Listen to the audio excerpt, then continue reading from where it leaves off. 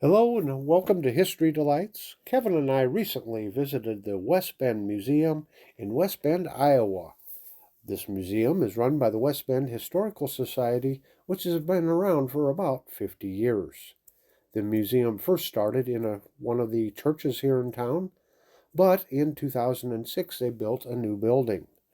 We had a very charming and helpful and just an enthusiastic tour guide by the name of Pat.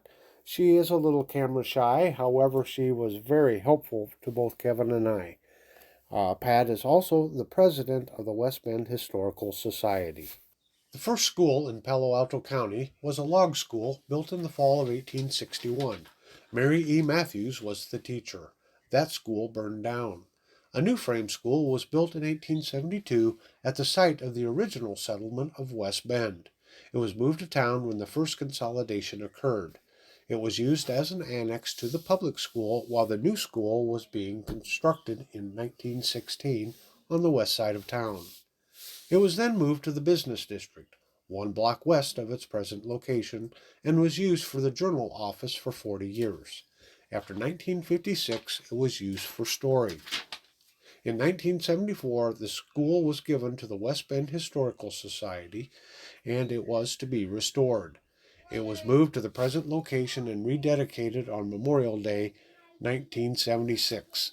Mrs. Tassie Brown was the last teacher in the school and was living at the time, so she was the authority on restoration and furniture placement. Wainscoting and floorboards from old houses in the area was used in the restoration. George Sauter was the chief contractor of the projects, with many volunteers helping. The only original piece in the school is the dictionary. This school had all double desks, but only a few were available, so they were replaced from other styles from other schools. The stove was a parlor stove of Tassie Brown's, but it is in good condition for our heating purposes. The blouse on the mannequin is a replica of the original blouse worn by Tassie when she was teaching. The original is sealed and hanging on the wall. We have many old books in the library, lunch pails from different eras. The lanterns were electrified for lighting purposes. This school had the families bring their lanterns for evening activities. All furniture was donated from other schools or persons. The school is open each summer for tours or for school classes to spend some time having classes if they so wish. When the early settlers moved west into unknown territory, communication with family and friends they had left behind was very important. Whenever a settlement was formed, one of the first items of business was to establish a post office. In 1855, some of the first families who came to Palo Alto County settled near the West Fork of the Des Moines River. This area met their needs for water, wood for buildings, fuel, fertile land to raise crops. A trading post was started, and since a stagecoach route had been established, it made sense to use the trading post as a mail stop. The post office has had several homes before a new building was erected in 1965. This small frame building that was the original post office was moved to a farm, and on that farm it was used for many different things, such as a wash house and maybe tool storage, even a chicken house at one time. Fortunately, some people remembered its history, and the Historical Society became aware of its existence. History tells us sod houses were built for temporary dwellings until frame houses could be built. Congress passed the Homestead Act in the 1860s, giving pioneers 150 acres of land for free if they would like to live on it for 5 years in a dwelling with a door and a window. With no large trees on the prairie, sod houses were the answer. That was until lumber could be gotten from the railroad depot in Boone, Iowa, for their frame houses. This replica sod house was first built in August of 1986. In the fall of 87, the walls fell, so new sod was cut in 88 and it was rebuilt. Every few years, some new sod is cut for repairs. Major roof and 2 walls were constructed in 98, and in 2002, the other half of the roof and the other 2 walls were completely rebuilt. This sod house needs continuous repair. A family of 6 to 8 could live in a sod house of this size. A loft would be built for the children to sleep, and they would do their cooking outdoors in the summer to keep it cool inside. Take a look at the bed frame, the corn husk mattress, the handmade quilt, and a buffalo robe. The clothes were always stored in trunks. Prairie grass was cut in bundles and dried, and buffalo chips were picked up to burn for fuel. The museum displays provide a look back at people, places, and progress through the history of West Bend and the surrounding area. The collections are arranged in room-like settings and feature a living room, a dining room, a kitchen, a bedroom, and many other displays. There are several mannequins throughout the building which model a variety of clothing of past eras.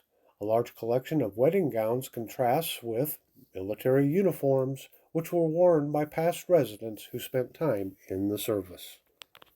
The newest building on the Historical Society site is the Barn Museum. It was opened in 2016. In it are displays of implements, machinery, and animals from the farm of years ago. Hands-on activities are also a part of this building. Old fire equipment and business machines are housed in this museum. We will be doing a more in-depth look at both the museum and the Barn Museum in part 2 of our tour of the West Bend Historical Society Museum. Well, before Kevin and I leave you here, we want to point out there's one more attraction here in the town of West Bend, and that is called the Grotto of the Redemption. Often called the eighth wonder of the world, the grotto contains the largest collection of precious stones and gems found anywhere in one location. Petrified wood, stalactite, stalagmite, malachite, jasper, quartz, crystals, and many more.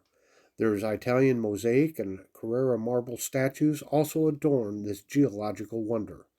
It's one of Iowa's favorite travel destinations, and the grotto draws thousands of visitors each year who come to experience the unique beauty and peace of this spectacular treasure. Now, this grotto was started by Father Paul Doberstein, and he started construction in 1912. He labored 42 years, winter and summer, setting ornamental rocks and gems into concrete. At the time of his death in 1954, his incredible grotto had expanded and covered one city block. Now, this grotto was built completely by hand, and his attention to detail is exquisite and has to be seen to be fully appreciated. Now, there was another Father Louis Grieving, his successor, who worked side by side with Father Doberstein and furthered his work after death. Yes, this is one of those sites, folks, that you just have to see to believe. I can show pictures, and Kevin and I can talk about it, but unless you go to it, it's just beyond belief. I do have a little bit of a personal connection to the grotto, as my mother has told me that some of the base rocks, not the fancy stuff you see on the outside, but some of the base rock to the grotto came from my grandfather's farm, or my great-grandfather's farm. Well, I hope you've enjoyed part 1 here of the museum and a quick peek at the grotto. Kevin and I do plan on doing an in-depth video on the grotto itself. Yeah, it needs its own video.